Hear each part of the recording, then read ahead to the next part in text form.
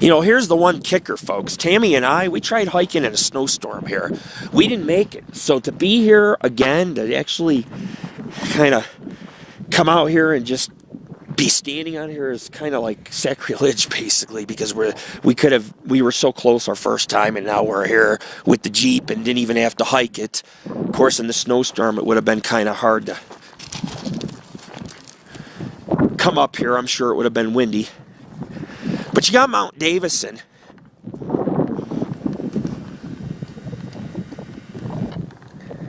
It's Mount Davidson. What we're going to do, folks, we're going to take some pictures. We're not going to be here long. I'll tell you about Ophir Hill. Let me look at my notes, because there is a little something about this place.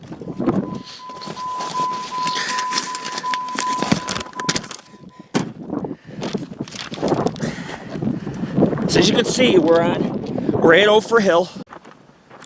Tell you about Ophir Hill. First off, you have Washoe Lake and Washoe Valley. The Flowery Mountain Range is right below. You can see the Flowery Mountains directly below. You can see Dayton. This is Dayton. If you come over here, there's the other side. But I'll come over here, folks, and you'll see Reno. Now, this is why people don't like coming here, because of the antennas. They're like, it's ugly, it's less attractive. But still, there's good views up here. I mean, you got to think this is almost the second highest point in the Virginia range. And the highest is just a couple hundred feet. Where you see behind the top of my Jeep, that's Mount Davidson. We'll stand up there. There's a road and there's a gate, and then you just park there and you just kind of climb and hike the rest of the way up. We'll do it. We'll definitely do it. But this is Reno. It's a very large city, believe it or not, and it's always growing and expanding. I don't like the city much. I mean, a lot of casinos, prostitutes, gangs, robbings, theft, shootings. You wouldn't think a northern Nevada town has those issues, but it does. I don't live in the city. You know, I'm more of a country boy, and I like to be close to the mountains and the woods, and I like the high desert too, a little bit of both. But you can see, I mean, Reno is just, it is bustling. I don't know how many people live there, but it's at least it's got to be 500,000. I mean, they got like 3 malls there. It's huge. It's one of the biggest, it's not as big as Vegas, but it is one of the biggest cities in Nevada and in the region. But if you look, you have the Sierra Nevadas. These are the Peavine Mountains of the Sierra Nevadas straight ahead. I'm going to give you some landmarks. We're standing on the Virginia Range, which is obviously right here. You can see the Reno metro area. Then if you walk over here, you can see the entire Washoe Valley. Can't really see Virginia City from the top of here, but you can see it when we get to the top of Mount Davidson. Washoe Lake. Washoe City. Below us. Slide Mountain. Mount Rose, which is the tallest peak. It's almost 11,000 feet high. You come on over here. It's Mount Davidson. It's got a lot of snow on the side. It's going to be cold up there, man. Might have to wear gloves. Pack some gloves in the bag. And then you have the city of Dayton, which was first visited in the 1840s by Mormons who were mining along the Carson River. And later on, when pioneers came through along the Carson River, they just followed the canyons on up to these hills, and that's where they found the silver and gold, and that's where the Comstock lode was discovered, right below Mount Davidson here. You can't really see much. We'll have to get on top. But we made it. I made it. You see these telephone poles? I was right below these poles, and it just got, the visibility and the storm got too bad. I had to bail. But we're here now. Pretty cool. You can also see Tool Peak in the area, views of the Great Basin. It's just a really amazing area. And we're, you know, if you look right here, I'm gonna tell you something. You got Friel Peak to your right, Job's Sister Peak to your left, Job's Peak, the one covered in snow. I'll zoom in a little closer. This peak right here covered in snow. I've stood at the top of almost 11,000 feet. Out of the 4 times I've gone there, 3 times I found Bigfoot evidence and had some strange happenings. It's a hell of a mountain to climb. I started from the bottom. It took me over a day. Didn't get home till the next night. We camped up there. There's no trails or nothing. You push through brush basically until you get to the top. You rock climb. You climb a few cliffs, along some cliffs, and you get up around till you get to the crown of the peak. And nothing really grows up there. There's no trees, but there's woods below that peak. Creeks, woods. It's another world up there. And of course, if you look over here, up in here, beyond these mountains, that's the Pine Nut Mountain Range. I mean, you're looking at 3 to 4 mountain ranges. There's the Great Basin right here, or what is known as the Dayton Sink, or used to be a giant ancient lake back in here at one time. You can see where the lake was, and how I know there's a lake, I talked to an old timer in Virginia City that told me back in the day, in the 1800s, the lake still existed, and that was an area a lot of the miners went to get water, and now it's just a vast sandy desert, dried out.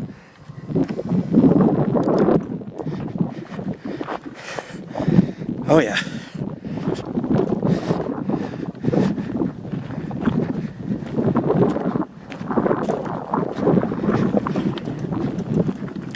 You can see, folks, this is Spanish Canyon. Looking down. I made it to almost this antenna right here during the storm. And then there's Mount Davidson, tallest mountain in the Virginia Range, about 7,864 feet, somewhere in there.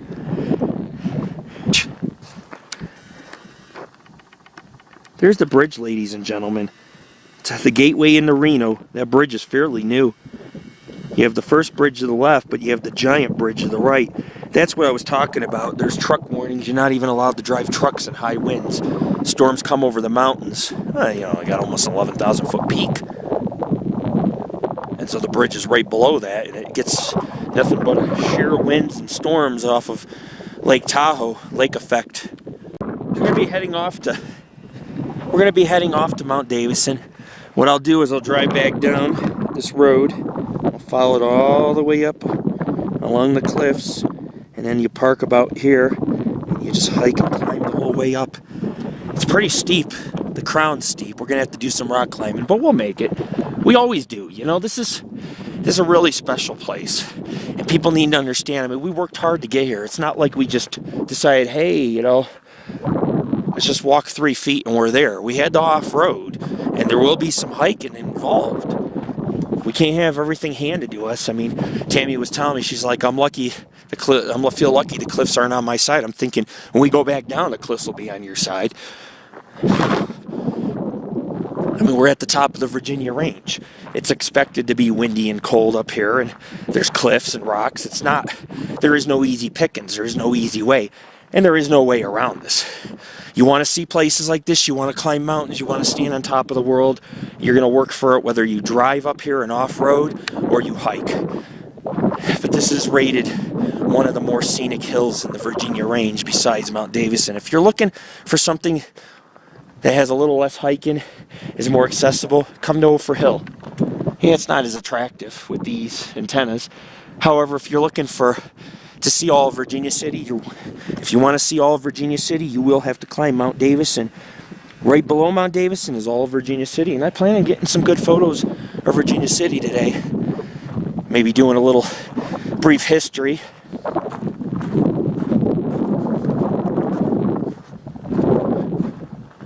And it's beautiful here.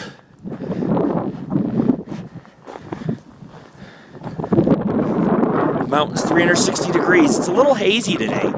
You can normally see a couple 100 miles, but I think I'm only going to be able to see about 60, 70 miles of visibility. I mean, when you look at that mountain range, it's about 80 miles away. See how faint it is? It's about 80 miles. So yeah, you could probably see about 80 miles this morning, but I'd still like to see about 150 if possible for them scenic shots from Mount Davidson, and we may not get that. No less is still very scenic and very beautiful here. Reno.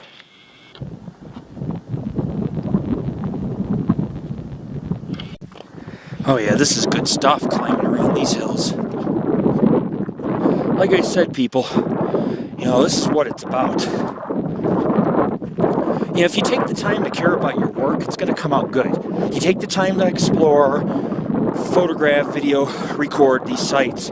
They can be cherished for a long time to come. People always wonder, what's Rick doing with his rabbit ears, I think I'm just being goofy, man. We get a lot of kids who browse our site.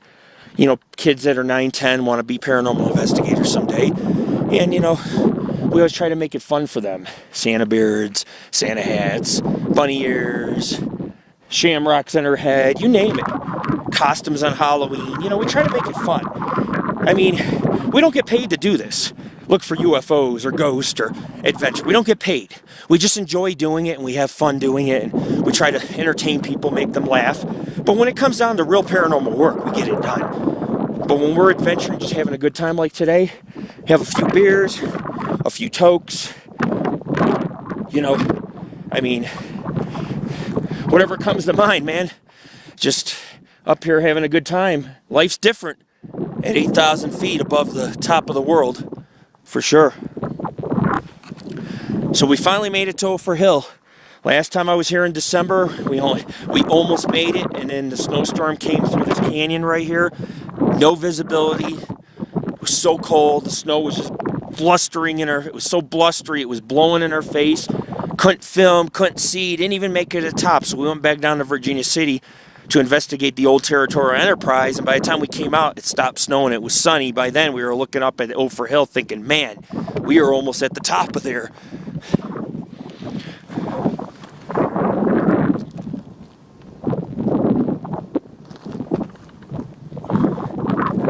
But you see, it's pretty high up, man. I'm at the top of the Virginia range.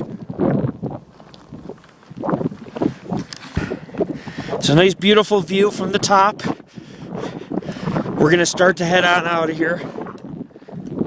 It's your founder, Lord Rick of the Paranormal and Ghost Society. We're more than just a paranormal group. We're an adventure group. We do historic preservation. And there's a whole list of things we provide. Paranormal equipment, adventures, everything from A to Z, cryptozoology, UFOs, ghosts, ancient secrets, conspiracies, legends, treasures. We do a little bit of everything here in the Wild West. Of course, we've been based on the East Coast as well. There's no limits to where we go, where we're going to go. We may end up doing the Paris catacombs in the future only because, I want to explore other parts of the world. I mean, this is only just the beginning. We've been around, our society's been open for 15 years, but for me, this feels like the beginning. Because every place is a new adventure. Look at this chemtrail. Then it goes straight up. This looks like a rocket. Sometimes you can get UFO photos by chemtrails and planes. I'm going to zoom in and see what we can get. Take a few photos. You never know. Straight.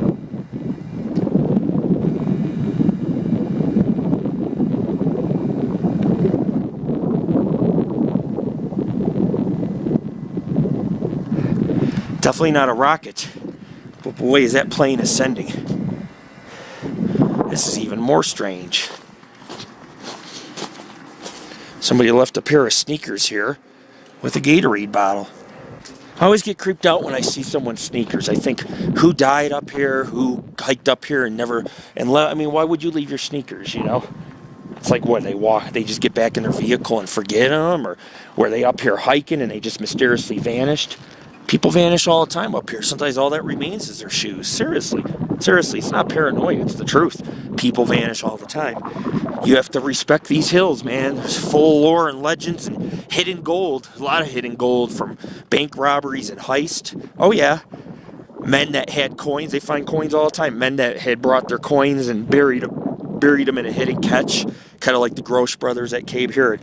Probably discovered the Comstock before Henry Comstock or any of the other miners came here, and when the Grosh brothers died and didn't get to file their claims, other men like Henry Comstock stepped in, bought the didn't even buy the property, just started mining their claims and being like, oh, I found the Comstock, I'm rich, So was the life of the Wild West. Men died and other men became rich, while other men fell in wealth and ended up dying very lonely and very poor. Not too far below Sugarloaf Mountain, Well, that's 6 Mile Canyon, but you see Sugarloaf Hill or Sugarloaf Mountain? It's an old extinct volcanic vent. Part of a volcano in the area. And lava used to spew up from there. I stood at the top of Sugarloaf, but below it, you can't really see it, but by the road below it is monolithic mill ruins. I believe it was a Mexican mill, or at least the Mexicans that came here from Mexico began to do some of the earliest mining around Virginia City right below that hill. And it's very steep. You got to rock climb to the top along the cliffs.